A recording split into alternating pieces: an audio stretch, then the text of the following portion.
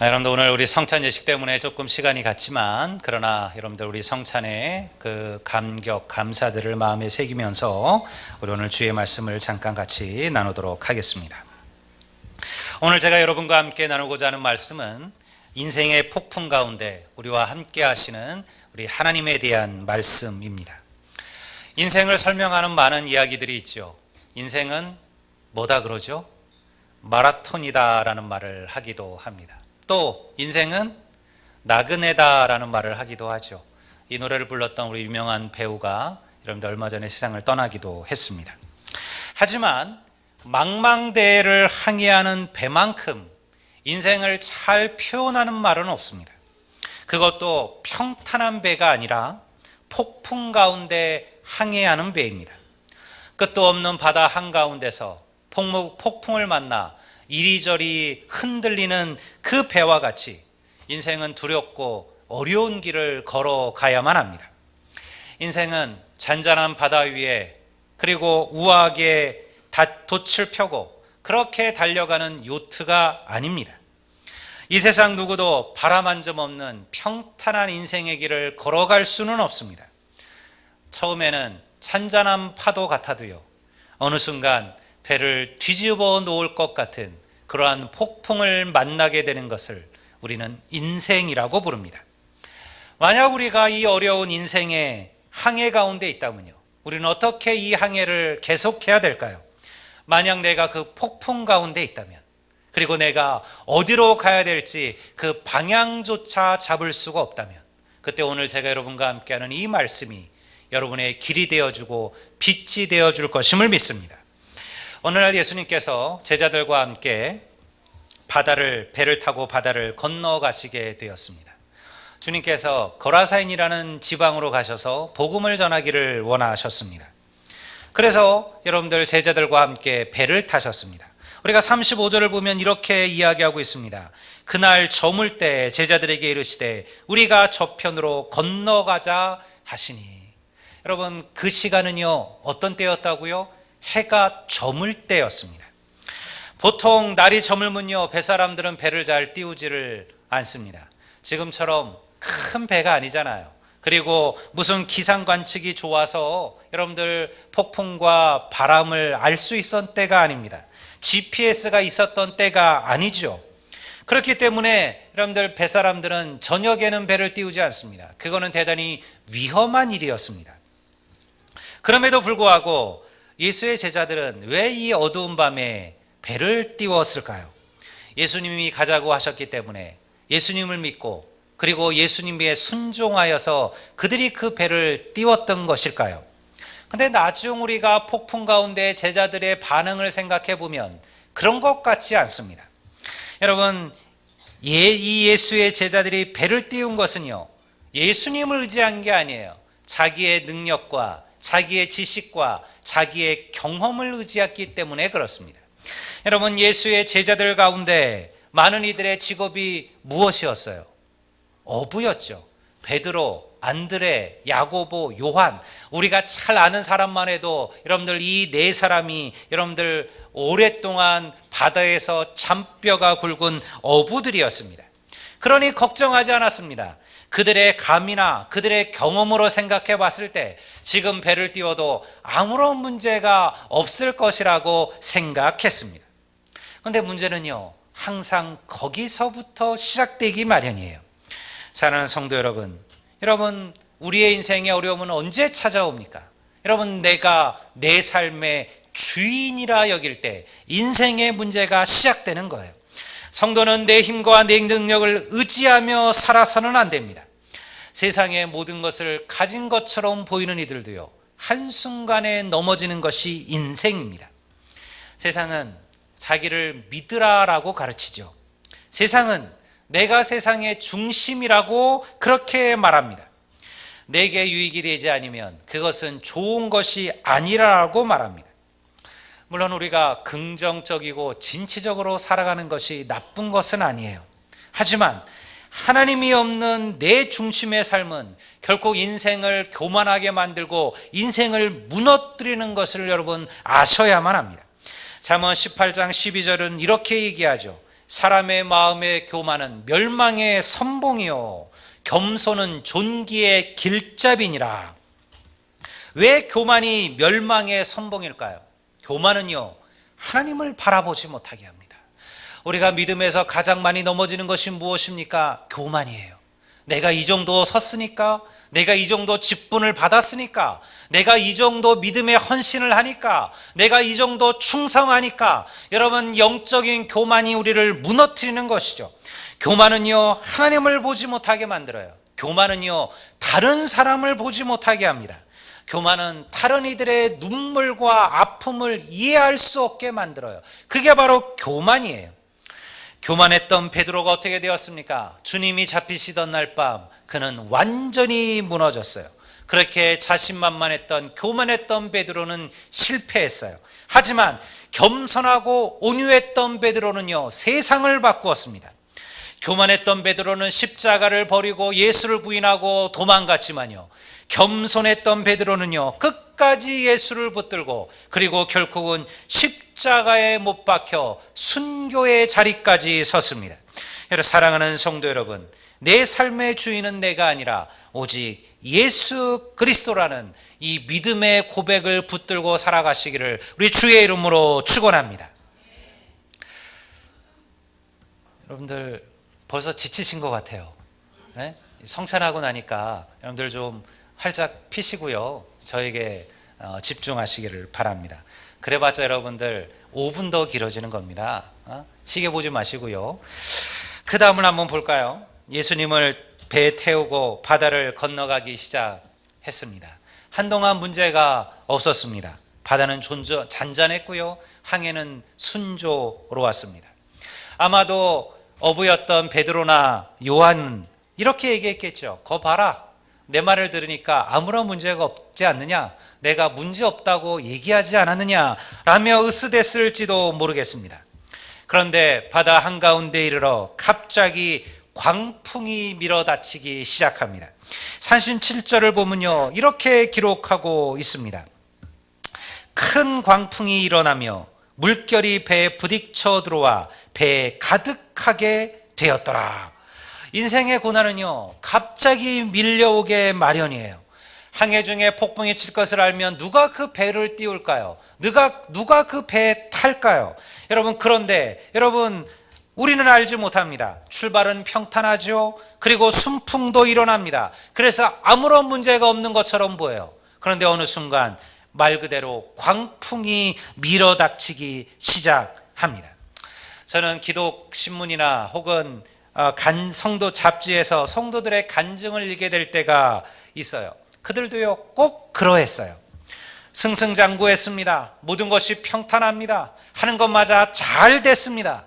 그래서요, 그들이 하나님께 더 감사하며 헌신하며 예배하며 살았을까요? 아니요. 여러분, 대부분은 하나님을 잊어버리게 됩니다. 그들은 그들의 힘과 그들의 능력으로 되어진 것이라 생각했어요. 그리고 여러분, 세상 사는 재미, 돈 버는 재미에 빠져서 하나님을 잃어버리게 돼요.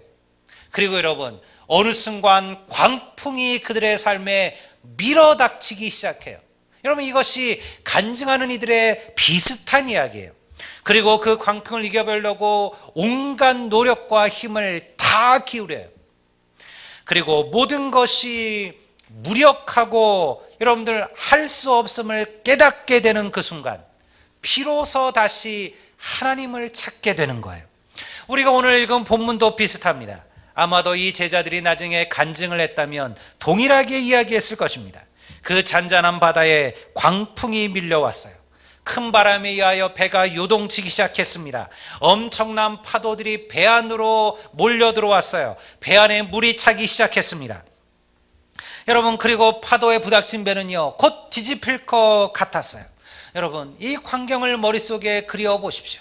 그 폭풍 치는 바다, 여러분, 그리고 바람 소리, 그리고 파도 소리, 그리고 세상은 온통 캄캄해서 어디가 어딘지 보이지도 않아요. 여러분, 그런 가운데 지금 제자들이 처해져 있었습니다. 제자들은 정신없이 돛을 내리고요, 물을 펴내고 배를 바로잡기 위하여 노력을 했어요. 그런데 이 광풍 앞에 인간의 모든 노력이 무기력했습니다. 여러분, 이 이야기가 만약 이 배가 뒤집히는 것으로 끝났다 그러면 이 성경에 실리지를 않았겠죠. 인간의 노력과 인간의 능력이 무력해지는 그 순간, 스스로의 힘과 능력으로는 도저히 아무것도 이겨낼 수 없담을 인정하는 그 순간, 여러분, 그들의 눈에 무엇이 보이기 시작했을까요? 그 배에 누가 함께 계셨죠? 예수님이 계셨어요. 여러분, 바로 그 배에 타고 계신 예수님이 그들의 눈에 보이기 시작했습니다. 성경은요, 제자들의 급박함과 예수의 평온함을 이렇게 기록합니다. 38절을 보면요, 예수께서는 고물에서 베개를 베고 주무시더니, 그 광풍이 몰아치고 배가 막 난파되려는 하는 그 와중에 주님은 뭐 하고 계셨다고요? 주무시고 계셨다. 대단한 기술 아니에요. 배가 지금 뒤집히고 생겼는데요, 주님은 주무시고 계셨다는 거예요. 이 제자들의 절박함과 예수님의 평온함을 얘기하는 거예요. 왜 제자들은 조금 더 일찍 예수님을 생각하지 못했을까요? 그 배에 만물을, 이 만유를 창조하시고 오늘도 그 만물을 다스리고 계시는 하나님의 아들이 계시다는 그 사실을 왜 제자들은 그들의 눈으로 보지 못했을까요? 여러분, 이것이 인간의 어리석음이에요. 전도를 해보면 항상 그렇게 이야기하는 이들이 있습니다. 조금만 더 있다가 나가겠습니다. 이번 일만 마치면 나가겠습니다. 아이 고등학교만 졸업하면 나가겠습니다. 내가 조금만 더 살만해지면 그때 예수 믿겠습니다. 그렇게 이야기하는 이들이 있습니다. 우리가 우리의 능력을 의지하고 영적인 교만에 빠져 있을 때는요, 주님이 보이지 않아요. 여러분, 다 내 능력, 내 힘, 내 삶으로 되는 것 같아요. 기도하지 않아도, 말씀 보지 않아도, 예배하지 않아도 문제가 없는 것 같아요. 예수님 없이도 내가 잘 살 수 있다 여긴 거죠. 오늘도 수많은 성도들이 동일한 실수를 저지르고 살아요. 그들의 인생의 배 한가운데 주님이 계시다는 사실을 알지 못하고 있는 거예요. 환난과 위기의 순간에 그들은 여전히 자기의 능력과 자기의 힘을 의지합니다. 그리고는요, 하나님께 불평하죠. 왜 우리를 이러한 고난 속에 버려두셨느냐고 그렇게 말하고 있는 거예요. 여러분, 제자들이 뭐라고 예수님께 얘기했습니까? 그들이 이렇게 얘기했습니다. 제자들이 깨우며 이르되 선생님이여, 우리가 죽게 된 것을 돌아보시지 아니하십니까? 이게 무슨 말일까요? 여기에는요, 제자들의 불평이 들어가 있는 거예요. 주님, 우리가 이렇게 배를 살려보려고 이 난리와 노력을 치고 있는데 어찌 예수님은 그저 주무시고 계십니까? 우리랑 뭐라도 같이 좀 해주셔야 되는 거 아닙니까? 이것이 제자들의 고백이에요. 여러분, 제자들은요, 그때 다른 말 할 필요가 없었어요. 한마디만 했으면 돼요. 주님, 우리를 구원하여 주십시오. 주님, 우리를 살려주십시오. 그런데요, 그들은요, 주님이 곁에 계심에도 주님이 어떤 분이신지를 알지 못했던 거예요. 어리석은 이들은요, 고난의 순간 하나님을 원망합니다. 하나님께서 왜 나를 이 고난 속에 홀로 두셨느냐고 이야기하고 있습니다. 근데 여러분, 이 이야기가 왜 우리에게 기록되어져 있을까요? 여러분, 예수님께서 이 바다를 잔뜩게 하신 얘기는요, 성경에 두 가지로 기록되어져 있습니다. 다른 곳에서는 예수님과 함께 계시지 않을 때 이 제자들이 폭풍을 만났던 때가 있어요. 그 이야기가 있어요. 예수님께서 바다 위를 걸으셔서 그들에게 오셨고요. 그리고 그 배를, 그 바다를 잔잔케 하셨죠. 근데 오늘 얘기는 달라요. 오늘은요, 처음부터 예수님께서 그 배에 함께 계셨어요. 사랑하는 성도 여러분, 하나님께서는, 우리 주님께서는 우리 인생의 고난의 순간마다, 폭풍의 순간마다 여러분, 우리와 함께하고 계심을 믿으시기를 주의 이름으로 축원합니다.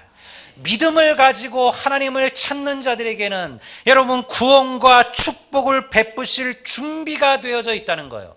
문제는 뭐예요? 우리들에게 있는 거예요. 우리가 그 하나님을 신뢰하지 못하는 거예요. 우리가 그 하나님을 믿지 못하는 거예요. 그래서 예수님께서 뭐라고 말씀하셨어요? 너희들이 어찌 불안해하느냐? 이 믿음이 적은 자들아, 이 믿음이 없는 자들아. 우리는 참 주님을 쉽게 잊고 살아갑니다. 매일 기도도 합니다. 예배도 참석합니다. 11조도 하고요, 봉사도 합니다. 막상 그런데 인생에 큰 어려움이 찾아오면요, 주님이 내 옆에 계시다는 사실을 까마득하게 잊어버리게 돼요. 왜 그럴까요? 왜 예수의 제자들은 주님이 그 배에 타고 계셨음에도 불구하고 여러분 그들은 그 폭풍 속에 그 절망 속에 주님을 찾기보다는 자기들의 능력을 의지하려고 했을까요? 여러분 그 이유는요, 우리가 주님이 어떠한 분이신지를 제대로 알지 못하기 때문에 그래요. 제자들도 그러했습니다. 여러분 제자들은요, 왜 조금 더 일찍 주님을 부르지 않았을까요? 왜 예수님께 불평을 쏟아놓았을까요? 그들은요, 예수님이 누구신지를 몰랐어요.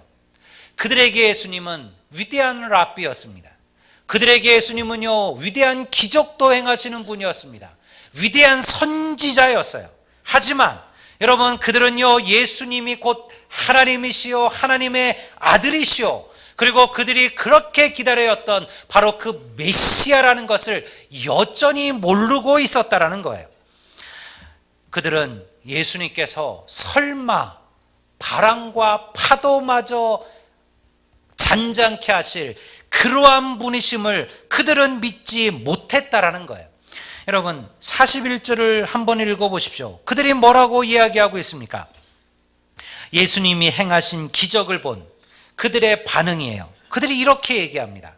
그들이 심히 두려워하여 서로 말하되 그가 누구이기에 바람과 바다도 순종하는가 하더라. 여러분 이 말이 우리에게 무엇을 가르치는 거예요? 예수의 제자들조차 예수님께서 말씀으로 바람과 파도를 잔잔케 하신 이 이야기를 믿을 수가 없었다라는 거예요. 도대체 이가 누구이길래? 여러분 한 말씀으로 자연을 순종케 하는 것은 아무나 할 수 있는 일이 아니에요. 그것은 오직 전능하신 하나님만이 행하는 역사예요. 여러분 그 하나님께서 우리의 구원자가 되시고 우리의 구주가 되시고 우리의 주가 되심을 여러분 믿으시기를 주의 이름으로 축원합니다. 부족한 것은 우리의 믿음이죠. 예수님께서 자신을 깨우던 제자들에게 무엇이라고 말씀하셨습니까? 어찌하여 이렇게 두려워하느냐? 너희가 어찌 믿음이 없느냐?